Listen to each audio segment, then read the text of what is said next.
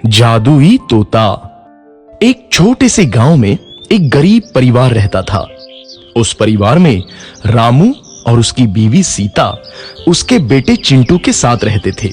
उसी गांव में एक तोता भी रहता था।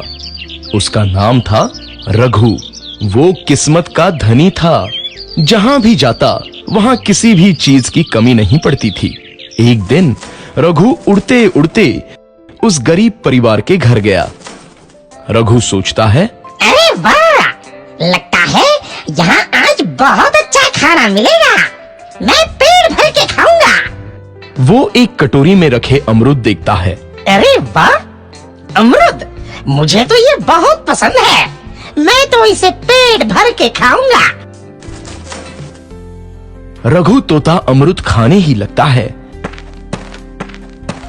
तभी सीता रघु को अमरूद खाते देखती है तो गुस्सा हो जाती है और उसे वहां से भगा देती है। भाग यहाँ से, न जाने कहां से आ जाते हैं। मैं तो परेशान हो गई हूं इनसे।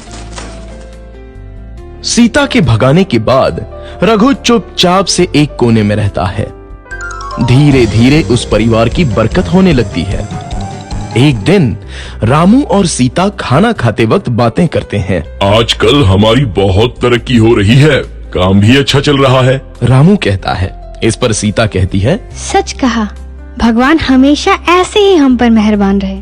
बेटा चिंटू भी कहता है, पिताजी, मुझे खिलौना लेके दो ना, मेरे सभी दोस्तों के पास है। रामू कहता है, ठीक है, जरूर लाऊंगा। सीता कहती है, कितने खुश है सब, मेरे परिवार को किसी की नजर न लगे। तरफ ऐसी बातें होती हैं तो दूसरी तरफ रसोई में रघु तोता भी अमरूद खाते रहता है।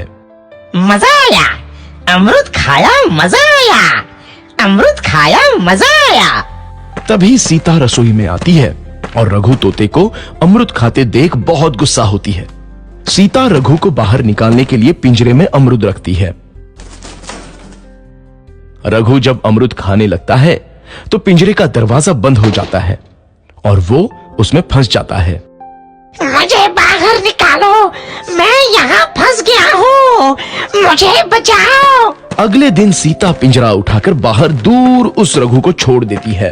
रघु के जाते ही उनके घर आई बरकत धीरे धीरे कम हो जाती है। उन्हें बहुत घाटा होता है।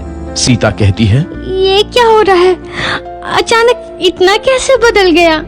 अभी तक तो सब कुछ अच्छा चल रहा था। रामू कहता है, लगता है भगवान हम पर रूठ गए हैं। चिंटू भी कहता है, लगता है अब मुझे खिलौने भी नहीं मिलेंगे। और वो रोने लगता है और बाहर चला जाता है। कुछ दिन बाद रघु तोता फिर से उस घर में आता है। वापस आया, मैं वापस आया। अब मैं जमकर अमरूद खाऊंगा। रघु सीधा रसोई घर में चला जाता है और अमरूद खाने लगता है। कुछ देर बाद सीता रसोई में आती है और रघु को देख कहती है, एक तो घर में पहले से इतनी दिक्कत चल रही है और ऊपर से ये तोता मुझे और परेशान कर रहा है। सीता रघु को वहां से भगा देती है। रघु उड़कर किसी कोने में छुप जाता है। कुछ दिन बाद धीरे धीरे उस घर की बरकत वापस आने लगती है। काम भी अच्छे से चलने लगता है। एक रात जब रघु तोता अमरूद खाने जाता है तो पिंजरे में फंस जाता है। ये लोग आखिर चाहते क्या हैं?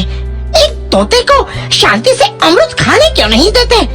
मैं कौन सा चोरी कर रहा हूँ? बस अमरूद ही तो खा रहा हूँ। तभी रामू वहां आता है और पिंजरे में रघु तोते को देख उसे बाहर छोड़ देता है। ये तोता भी कितना जिद्दी है, बार बार वापस आ जाता है। जैसे ही रामू रघु को छोड़ देता है, अगले दिन से फिर से उनके घर की बरकत जाने लगती है। काम में घाटा होता है। किसी को समझ नहीं आ रहा था कि ऐसा क्यों हो रहा है। रघु तोता घर आता है तो अचानक बरकत आती है और जब रघु तोता को बाहर निकालते हैं तो बरकत चली जाती है। एक दिन सीता रघु तोते के घर आने और बाहर जाने की स्थिति पर नजर रखती है।